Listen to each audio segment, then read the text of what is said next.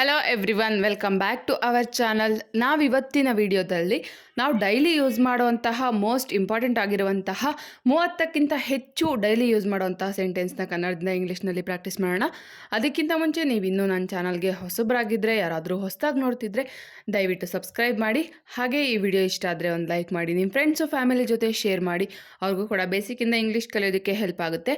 ಹಾಗೆ ನೀವೇನಾದರೂ competitive ಎಕ್ಸಾಮ್ಸಿಗೆ prepare ಆಗ್ತಿದ್ರೆ ನನ್ನ ಚಾನಲಲ್ಲಿ ನಿಮಗೆ ಬೇಕಾಗಿರುವಂತಹ ವೀಡಿಯೋಸ್ನ, ಕ್ವಶನ್ ವಿತ್ ಆನ್ಸರ್ಸ್ ಇರೋಂತಹ ವೀಡಿಯೋಸ್ನ ಅಪ್ಲೋಡ್ ಮಾಡಿದ್ದೀನಿ. ಸೊ ಹೋಗಿ ಅಲ್ಲಿ ನೋಡಿ. ನಾನು ಕೊನೆಯಲ್ಲಿ ಹಾಕಿರ್ತೀನಿ ನಿಮಗೆ ಬೇಕಾಗುವಂತಹ ಇಂಪಾರ್ಟೆಂಟ್ ಆಗಿರುವಂತಹ ಕಾಂಪಿಟೇಟಿವ್ ಎಕ್ಸಾಮ್ಸ್ಗೆ ಬೇಕಾಗುವಂತಹ ಕ್ವಶನ್ಸಿನ ವೀಡಿಯೋಸ್ನ. ಸೊ ಹೋಗಿ ನೋಡಿ ಅಂತ ಹೇಳ್ತಾ ತಡ ಮಾಡದೆ ಇವತ್ತಿನ ವೀಡಿಯೋನ ಸ್ಟಾರ್ಟ್ ಮಾಡೋಣ. ಅದಕ್ಕಿಂತ ಮುಂಚೆ ಕೊನೆಯಲ್ಲಿ ಒಂದು ಲೈಕ್ ಕೊಡೋದನ್ನ ಮರಿಬೇಡಿ. ಫಸ್ಟ್ ಸೆಂಟೆನ್ಸ್: ಹಣವನ್ನು ಕೊಟ್ಟು ವಸ್ತುಗಳನ್ನು ಪಡೆದುಕೊಳ್ಳಿ. ಹಣನ ಕೊಟ್ಟು ವಸ್ತುಗಳನ್ನು ತಗೊಳ್ಳಿ. ದುಡ್ಡು ಕೊಡಿ ಫಸ್ಟು, ಆಮೇಲೆ ಈ ವಸ್ತುಗಳನ್ನ ತಗೊಳ್ಳಿ ಅಂತ ಹೇಳೋದಕ್ಕೆ ಇಂಗ್ಲೀಷ್ನಲ್ಲಿ ಯಾವ ರೀತಿ ಹೇಳ್ತಾರೆ ನೋಡೋಣ. Pay money and get things.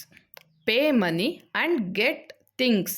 ವಸ್ತುಗಳನ್ನು ತಗೊಳ್ಬೇಕಾದ್ರೆ ನೀವು ಫಸ್ಟು ಹಣನ ಕೊಡಬೇಕು. ಸೊ ಹಾಗಾಗಿ ನೀವು ಹಣ ಕೊಡಿ, ಆಮೇಲೆ ವಸ್ತುಗಳನ್ನ ತಗೊಳ್ಳಿ ಅಂತ ಹೇಳೋದಕ್ಕೆ ಇಂಗ್ಲೀಷ್ನಲ್ಲಿ pay money and get things ಅಂತ ಹೇಳ್ಬೋದು. ಥಿಂಗ್ಸ್ ಅಂದರೆ ವಸ್ತು. ನೆಕ್ಸ್ಟ್: ಈ ಬಗ್ಗೆ ನನಗೆ ವಿಭಿನ್ನ ದೃಷ್ಟಿಕೋನವಿದೆ. ಈ ವಿಚಾರದ ಬಗ್ಗೆ ನನಗೆ ವಿಭಿನ್ನವಾಗಿರುವಂತಹ ದೃಷ್ಟಿಕೋನ ಇದೆ, ಅಂದರೆ ಡಿಫ್ರೆಂಟ್ ಆಗಿರುವಂತಹ ದೃಷ್ಟಿಕೋನವಿದೆ ಅಂತ ಹೇಳೋದಕ್ಕೆ ಇಂಗ್ಲೀಷ್ನಲ್ಲಿ I have A different perspective. I have A different perspective. Different ಅಂದರೆ ವಿಭಿನ್ನ, ಪರ್ಸ್ಪೆಕ್ಟಿವ್ ಅಂದರೆ ದೃಷ್ಟಿಕೋನ. ನನಗೆ ವಿಭಿನ್ನವಾಗಿರುವಂತಹ ಈ ವಿಷಯದ ಬಗ್ಗೆ ನನಗೆ ವಿಭಿನ್ನವಾಗಿರುವಂತಹ ದೃಷ್ಟಿಕೋನ ಇದೆ. ನೆಕ್ಸ್ಟ್ ಸೆಂಟೆನ್ಸ್: ಇವತ್ತು ಮಕ್ಕಳ ಶಾಲೆಯಲ್ಲಿ ನೃತ್ಯ ಸಮಾರಂಭವಿದೆ. ಇವತ್ತು ಮಕ್ಕಳ ಸ್ಕೂಲಲ್ಲಿ ಡ್ಯಾನ್ಸ್ ಪ್ರೋಗ್ರಾಮ್ ಇದೆ. ಇವತ್ತು ಏನಾದರೂ ಯೂನಿಯನ್ ಡೇ ಇದ್ದಾಗಿರ್ಬೋದು ಅಥವಾ ಬೇರೆ ಯಾವುದಾದ್ರೂ ಫಂಕ್ಷನಲ್ಲಾಗಿರ್ಬೋದು, ಇವತ್ತು ನಮ್ಮ ಮಕ್ಕಳ ಸ್ಕೂಲಲ್ಲಿ ಫಂಕ್ಷನ್ ಇದೆ ಅಂತ ಹೇಳ್ತೀವಲ್ಲ, ಅದಕ್ಕೆ ಇಂಗ್ಲೀಷ್ನಲ್ಲಿ ಯಾವ ರೀತಿ ಹೇಳೋದು ನೋಡೋಣ. Today children have a dance programme at school. Today children have a dance programme at school. Dance programme ಅಂದರೆ ನೃತ್ಯ ಸಮಾರಂಭ. ಟುಡೇ ಅಂದರೆ ಇವತ್ತು, ಚಿಲ್ಡ್ರನ್ ಅಂದರೆ ಮಕ್ಕಳ. ಇವತ್ತು ಮಕ್ಕಳ ಸ್ಕೂಲ್ನಲ್ಲಿ ನೃತ್ಯ ಸಮಾರಂಭವಿದೆ. ನೆಕ್ಸ್ಟ್ ಸೆಂಟೆನ್ಸ್: ನಾನು ಒಪ್ಪೋದಿಲ್ಲ, ಏಕೆಂದರೆ. ನಾನು ಒಪ್ಪೋದೇ ಇಲ್ಲಪ್ಪ, ನಾನು ಒಪ್ಪೋದೇ ಇಲ್ಲ, ನನಗೆ ಈ ಮ್ಯಾಟ್ರ್ ನನಗೆ ಒಪ್ಪೋದೇ ಇಲ್ಲ, ನಾನು ಇಷ್ಟನೇ ಪಡಲ್ಲ, ಒಪ್ಪೋಲ್ಲ. ಯಾಕೆ ಅಂದರೆ ಅನ್ನೋದಕ್ಕೆ ಇಂಗ್ಲೀಷ್ನಲ್ಲಿ I don't agree because. I don't agree because. ನಾನು ಒಪ್ಪೋದಿಲ್ಲ ಯಾಕಂದರೆ, ನಾವೇನಾದರೂ ಹೇಳ್ಬೇಕಾದ್ರೆ ಹೇಳ್ತೀವಲ್ಲ ನಾರ್ಮಲ್ಲಾಗಿ, ನಾನು ಇದನ್ನ ಒಪ್ಪೋಲ್ಲ ಯಾಕೆಂದರೆ ಅಂತ ಹೇಳೋದಕ್ಕೆ ಇಂಗ್ಲೀಷ್ನಲ್ಲಿ ಈ ರೀತಿಯಾಗಿ ಹೇಳ್ಬೋದು. ನೆಕ್ಸ್ಟ್: ನೀವು ನನ್ನ ಜೊತೆ ಆಫೀಸಿಗೆ ಬರುತ್ತೀರಾ. ನೀವು ನನ್ನ ಜೊತೆ ಆಫೀಸಿಗೆ ಬರ್ತೀರಾ. ನಾವು ಯಾರಾದರೂ ನನ್ನ ಫ್ರೆಂಡ್ಸ್ ಅಥವಾ ಯಾರಾದರೂ ನನ್ನ ಕೊಲೀಗ್ನ ಕರಿಬೇಕಾದ್ರೆ ನಾವು ಕೇಳ್ತೀವಲ್ಲ, ನೀವು ನನ್ನ ಜೊತೆ ಆಫೀಸಿಗೆ ಬರ್ತೀರಾ ಅಂತ ಕೇಳೋದಕ್ಕೆ ಇಂಗ್ಲೀಷ್ನಲ್ಲಿ will you come to office with me. Will you come to office with me. Will you come ಅಂದರೆ ನೀವು ನನ್ನ ಜೊತೆ ಬರ್ತೀರಾ. To office with me. With ಅಂದರೆ ನನ್ನ ಜೊತೆ, ನೀವು ನನ್ನ ಜೊತೆ ಬರ್ತೀರಾ ಆಫೀಸಿಗೆ ಅಂತ ಕೇಳೋದಕ್ಕೆ will you come to office with me ಅಂತ ಹೇಳ್ಬೋದು. ನೆಕ್ಸ್ಟ್ ಸೆಂಟೆನ್ಸ್: ನನ್ನೊಂದಿಗೆ ಇಬ್ಬರು ಒಡ ಹುಟ್ಟಿದವರು ಇದ್ದಾರೆ. ನನ್ನ ಜೊತೆ ಇಬ್ಬರು ಒಡ ಹುಟ್ಟಿದವರು ಇದ್ದಾರೆ ಅಂದರೆ ನನ್ನ ಜೊತೆಯಲ್ಲಿ ಹುಟ್ಟಿದವರಿದ್ದಾರೆ.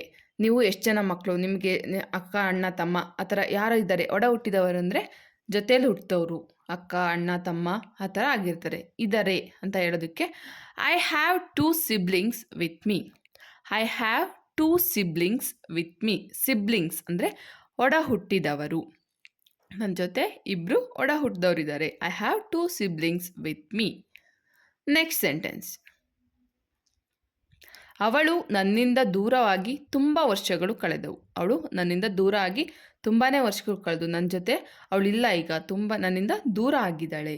Many years have passed since she was away from me. Many years have passed since she was away from me. Many years ಅಂದರೆ ತುಂಬ ವರ್ಷಗಳು.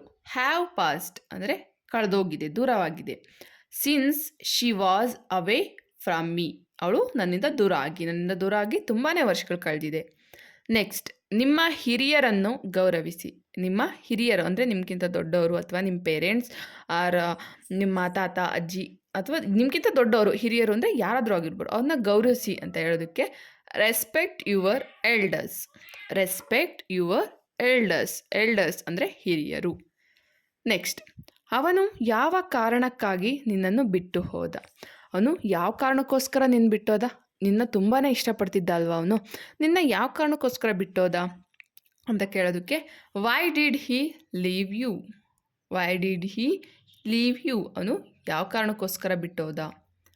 ನೆಕ್ಸ್ಟ್ ಸೆಂಟೆನ್ಸ್, ಕೈಯಿಂದ ತಿನ್ನಿ. ಕೈಯಿಂದ ತಿನ್ನಿ, ಸ್ಪೂನಲ್ಲಿ ತಿನ್ನಬೇಡಿ, ಕೈಯಿಂದ ತಿನ್ನಿ ಅಂತ ಹೇಳೋದಕ್ಕೆ eat from hand. Eat from hand, ಕೈಯಿಂದ ತಿನ್ನಿ. ನೆಕ್ಸ್ಟ್, ಅವಸರದಲ್ಲಿ ನಿರ್ಧಾರ ತೆಗೆದುಕೊಳ್ಬೇಡ. ಅವಸರದಲ್ಲಿ ನಿರ್ಧಾರನ ತಗೋಬೇಡ. ಅವಸರದಲ್ಲಿ ತಪ್ಪು ನಿರ್ಧಾರ ತಗೋಬೇಡ.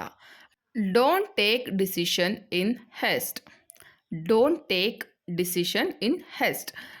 ಡೋಂಟ್ ಟೇಕ್ ಅಂದರೆ ತಗೋಬೇಡ, ಡಿಸಿಷನ್ ಅಂದರೆ ನಿರ್ಧಾರ, ಇನ್ ಹೆಸ್ಟ್ ಅಂದರೆ ಅವಸರದಲ್ಲಿ. ಅವಸರದಲ್ಲಿ ನಿರ್ಧಾರನ ತಗೋಬೇಡ ಅಂತ ಹೇಳೋದಕ್ಕೆ ಇಂಗ್ಲೀಷ್ನಲ್ಲಿ ಈ ರೀತಿಯಾಗಿ ಹೇಳ್ಬೋದು. ನೆಕ್ಸ್ಟ್ ಸೆಂಟೆನ್ಸ್, ನೀನು ಅರ್ಹತೆಯುಳ್ಳವ. ನೀನು ಆ ಜಾಬ್ಗೆ ಫಿಟ್ ಆಗಿರೋನು. ನೀನು ಆ ಜಾಬ್ಗೆ ಅರ್ಹತೆನ ಹೊಂದಿದ್ಯಾ, ನೀನು ಆ ಕೆಲಸಕ್ಕೆ ಅರ್ಹತೆ ಹೊಂದಿದ್ಯಾ ಅಂತ ಹೇಳೋದಕ್ಕೆ ಇಂಗ್ಲೀಷ್ನಲ್ಲಿ you deserve it. You deserve it. Deserve ಅಂದರೆ ಅರ್ಹತೆ, ಇಟ್ ಅಂದರೆ ಇದಕ್ಕೆ ನೀನು ಅರ್ಹತೆ ಆಗಿದೆಯಾ. ನೆಕ್ಸ್ಟ್, ಇದು ಉಪಯುಕ್ತ ಮಾಹಿತಿಯಾಗಿದೆ, ದಯವಿಟ್ಟು ಆಸಕ್ತಿಯಿಂದ ಕಲಿಯಿರಿ. ಇದು ತುಂಬ ಇಂಪಾರ್ಟೆಂಟ್ ಆಗಿರುವಂತಹ ಮಾಹಿತಿಯಾಗಿದೆ, ಇದನ್ನು ತುಂಬ ಇಂಟ್ರೆಸ್ಟಿಂದ ಕಲೀರಿ. This is useful information, please learn interest. This is useful information, please learn interest. ಇದು ತುಂಬಾ ಯೂಸ್ಫುಲ್ ಆಗಿರುವಂತಹ ಇನ್ಫಾರ್ಮೇಷನ್ ಆಗಿದೆ, ದಯವಿಟ್ಟು ಇಂಟ್ರೆಸ್ಟಿಂದ ಕಲೀರಿ. ನಾವು ಯಾವುದಾದ್ರೂ ಕಾಂಪಿಟೇಟಿವ್ ಎಕ್ಸಾಮ್ಸ್ಗಾಗಿರ್ಬೋದು ಅಥವಾ ಬೇರೆ ಯಾವುದಕ್ಕಾದ್ರೂ ಆಗಿರ್ಬೋದು, ಇದು ತುಂಬಾ ಯೂಸ್ಫುಲ್ ಆಗಿದೆ. ಸೊ ಇದನ್ನ ಇಂಪಾರ್ಟೆಂಟ್ ಆಗಿದೆ, ಆಸಕ್ತಿಯಿಂದ ಕಲೀರಿ, ಇಂಟ್ರೆಸ್ಟ್ ಇಟ್ಟು ಕಲೀರಿ ಅಂತ ಹೇಳುವಾಗ ಈ ಸೆಂಟೆನ್ಸ್ನ ಬಳಸ್ಬೋದು. ನೆಕ್ಸ್ಟ್, ನೀವು ಕೆಳಗೆ ಬೀಳಬಹುದು. ನೀವು ಕೆಳಗಡೆ ಬೀಳ್ಬೋದು, ಅಲ್ಲಿ ಸೈಡಲ್ಲಿ ಹಾಳ ಇದೆ, ನೀವಲ್ಲಿ ಬೀಳ್ಬೋದು ಅಂತ ಹೇಳೋದಕ್ಕೆ you may fall down. You may fall down. Fall down ಅಂದರೆ ಬೀಳಬಹುದು. ಡೌನ್ ಕೆಳಗಡೆ, ಕೆಳಗಡೆ ಬೀಳಬಹುದು. ನೀವೇನಾದರೂ ಮಿಸ್ಸಾಗಿ ಕೆಳಗಡೆ ಬೀಳ್ಬೋದು ಅಂತ ಹೇಳೋದಕ್ಕೆ ಇಂಗ್ಲೀಷ್ನಲ್ಲಿ ಈ ರೀತಿಯಾಗಿ ಹೇಳ್ಬೋದು. ನೆಕ್ಸ್ಟ್, ನಡಿ ಒಳಗೆ ಹೋಗೋಣ. ನಡಿ ಒಳಗಡೆ ಹೋಗೋಣ. ಒಳಗಡೆ ಹೋಗೋಣ.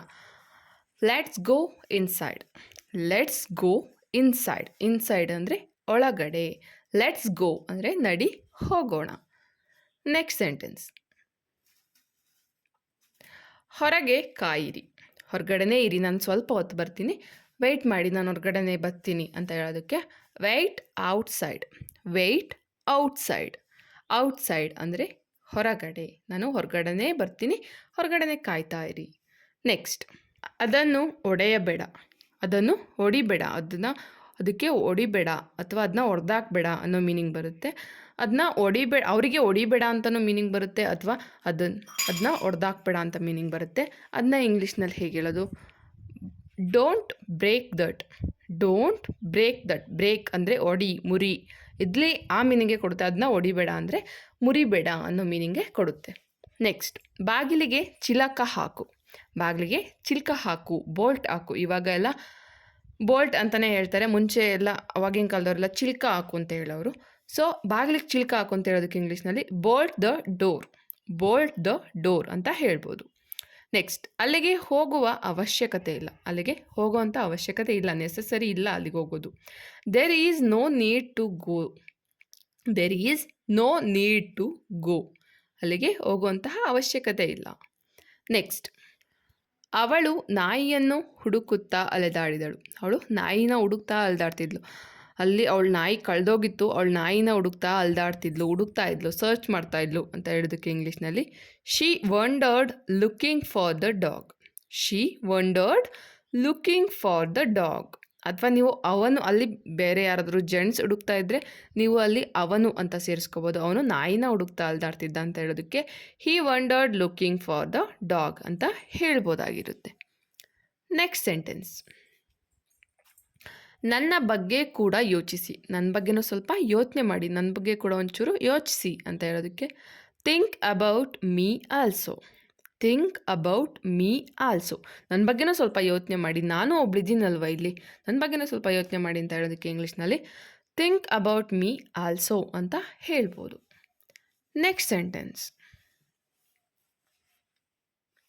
ಅವನು ಹೊರಗಡೆ ಕಾಯುತ್ತಾ ನಿಂತ. ಅವನು ಹೊರಗಡೆ ಕಾಯ್ತಾ ನಿಂತಿದ್ದಾನೆ. ಯಾರಾದರೂ ನಿಮ್ಮ ಫ್ರೆಂಡ್ಸ್ ಆಗಿರ್ಬೋದು, ಅಥವಾ ಯಾರಾದರೂ ನಿಮ್ಮ ಬ್ರದರ್ ಆಗಿರ್ಬೋದು, ಅಥವಾ ಬೇರೆ ಯಾರಾದರೂ ಆಗಿರ್ಬೋದು. ಅವನು ಹೊರಗಡೆ ಕಾಯ್ತಾ ಇದ್ದಾನೆ ನಿಮಗೋಸ್ಕರ ಅಂತ ಹೇಳೋದಕ್ಕೆ ಇಂಗ್ಲೀಷ್ನಲ್ಲಿ ಹೀ ಸ್ಟುಡ್ ವೈಟಿಂಗ್ ಔಟ್ಸೈಡ್. ಹೀ ಸ್ಟುಡ್ ವೈಟಿಂಗ್ ಔಟ್ಸೈಡ್. ಹೀ ಅಂದರೆ ಅವನು, ಸ್ಟುಡ್ ಅಂದರೆ ನಿಂತ, ವೈಟಿಂಗ್ ಔಟ್ಸೈಡ್ ಅಂದರೆ ಹೊರಗಡೆ ಕಾಯ್ತಾ ಇದ್ದಾನೆ. ನೆಕ್ಸ್ಟ್, ಈ ಮನೆ ಖಾಲಿ ಇದೆಯಾ?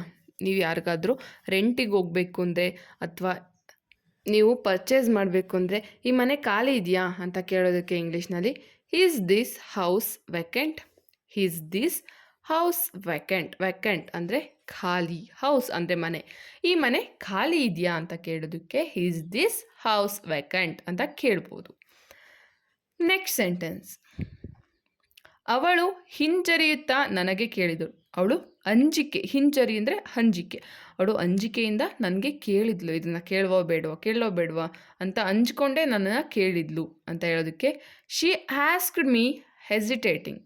She asked me hesitating. Asked ಅಂದರೆ ಕೇಳಿದ್ಲು, ಹೆಸಿಟೇಟಿಂಗ್ ಅಂದರೆ ಹಿಂಜರಿತ. ಅವಳು ಹಿಂಜರಿತಾನೆ ನನಗೆ ಕೇಳಿದ್ಲು. ನೆಕ್ಸ್ಟ್, ನಾನು ಟೀ ಕುಡಿಯುವುದಿಲ್ಲ.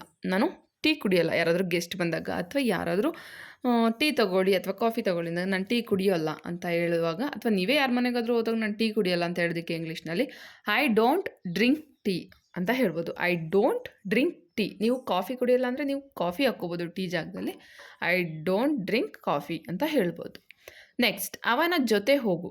ಅವನ ಜೊತೆ ಹೋಗು ನೀನು. ಅವನ ಜೊತೆ ಮಾರ್ಕೆಟ್ಗೆ ಹೋಗು ಅಥವಾ ಇನ್ನೆಲ್ಲಾದರೂ ಅವನ ಜೊತೆ ಹೋಗು ಅಂತ ಹೇಳೋದಕ್ಕೆ go with him. Go with him. ನೀನು ಅವನ ಜೊತೆ ಹೋಗು. ನೆಕ್ಸ್ಟ್, ಮಗು ಯಾವಾಗ ಮಲಗಿತು? ಮಗು ಯಾವಾಗ ಮಲ್ಕೋತು? ಮಗು ಇವಾಗ ತಾನೇ ಮಲ್ಕೋತಾ, ಯಾವಾಗ ಮಲ್ಕೋತು ಅಂತ ಕೇಳ್ತೀವಲ್ಲ. When does the baby sleep. When does the baby sleep. Baby ಅಂದರೆ ಮಗು, ವೆನ್ ಡಸ್ ಅಂದರೆ ಯಾವಾಗ, ಸ್ಲೀಪ್ ಅಂದರೆ ಮಲಗ್ತು. ಮಗು ಯಾವಾಗ ಮಲಗ್ತು ಅಂತ ಕೇಳೋದಕ್ಕೆ when does the baby sleep ಅಂತ ಹೇಳ್ಬೋದು. ನೆಕ್ಸ್ಟ್, ಆ ಕ್ಷಣವನ್ನು ನಾನು ಮರೆಯುವುದಿಲ್ಲ. ಆ ಕ್ಷಣವನ್ನು ನಾನು ಮರೆಯುವುದಿಲ್ಲ. ಈ ಸೆಂಟೆನ್ಸ್ನ ಹೇಗೆ ಇಂಗ್ಲೀಷ್ನಲ್ಲಿ ನೀವು ಹೇಳ್ತೀರಾ ಅಂತ ನನಗೆ ಕಮೆಂಟ್ ಬಾಕ್ಸಲ್ಲಿ ತಪ್ಪದೆ ಕಮೆಂಟ್ ಹಾಕಿ. ಇಲ್ಲಿಗೆ ಈ ವಿಡಿಯೋನ ಮುಗಿಸ್ತಾ ಇದ್ದೀನಿ. Thanks for the watching. I hope ನಿಮಗೆಲ್ಲ ಈ ವಿಡಿಯೋ ಇಷ್ಟ ಆಗಿದೆ ಅಂತ ಅಂದ್ಕೊಂಡಿದ್ದೀನಿ. ಇಷ್ಟ ಆಗಿದ್ರೆ ಒಂದು ಲೈಕ್ ಮಾಡಿ, ನಿಮ್ಮ ಫ್ರೆಂಡ್ಸು ಫ್ಯಾಮಿಲಿ ಜೊತೆ ಶೇರ್ ಮಾಡಿ. ನೀವು ಶೇರ್ ಮಾಡೋದ್ರಿಂದ ಅವ್ರಿಗೂ ಕೂಡ ಬೇಸಿಕ್ಕಿಂದ ಇಂಗ್ಲೀಷ್ ಕಲಿಯೋದಕ್ಕೆ ಹೆಲ್ಪ್ ಆಗುತ್ತೆ. ಹಾಗೆ ನೀವು ಯಾರಾದರೂ ಕಾಂಪಿಟೇಟಿವ್ ಎಕ್ಸಾಮ್ಸ್ಗೆ ಪ್ರಿಪೇರ್ ಆಗ್ತಿದ್ರೆ ನನ್ನ ಚಾನಲಲ್ಲಿ ಕಾಂಪಿಟೇಟಿವ್ ಎಕ್ಸಾಮ್ಸ್ಗೆ ಬೇಕಾಗಿರುವಂಥ ಕ್ವಶನ್ ಆ್ಯಂಡ್ ಆನ್ಸರ್ಸು ಇದೆ. FDA, STA, CTA ಯಾವುದಾದ್ರೂ ಆಗಿರ್ಬೋದು. ನಿಮಗೆ ಇಂಟ್ರೆಸ್ಟ್ ಇದ್ದರೆ ದಯವಿಟ್ಟು ಆ ವಿಡಿಯೋನ ಹಾಕಿರ್ತೀನಿ, ಕೊನೆಯಲ್ಲಿ ಹೋಗಿ ನೋಡಿ. ಹಾಗೆ ಬೇಸಿಕ್ಕಿಂದ ಇಂಗ್ಲೀಷ್ ಕಲಿಬೇಕು ಅಂದರೂ ಕೂಡ ನನ್ನ ಚಾನಲಲ್ಲಿ ಆದಷ್ಟು ವೀಡಿಯೋಸ್ ಇದೆ, ಹೋಗಿ ತಪ್ಪದೆ ನೋಡಿ ಅಂತ ಹೇಳ್ತಾ ಇವತ್ತಿನ ವಿಡಿಯೋನ ಮುಗಿಸ್ತಾ ಇದ್ದೀನಿ. ನೆಕ್ಸ್ಟ್ ಇನ್ನೊಂದು ಒಳ್ಳೆ ವಿಡಿಯೋದೊಂದಿಗೆ ಬರ್ತೀನಿ. ನಿಮಗೆ ಕಾಂಪಿಟೇಟಿವ್ ಎಕ್ಸಾಮ್ಸ್ಗಾಗಿರ್ಬೋದು, ಬೇರೆ ಯಾವುದಕ್ಕಾದರೂ ಆಗಿರ್ಬೋದು ಬೇಕಾಗಿರುವಂತಹ ವಿಡಿಯೋದೊಂದಿಗೆ ಬರ್ತೀನಿ. ಅಲ್ಲಿವರೆಗೂ ಕೀಪ್ ವಾಚಿಂಗ್ ಮೈ ಚಾನಲ್. ಜೈ ಹಿಂದ್, ಜೈ ಕರ್ನಾಟಕ ಮಾತೆ.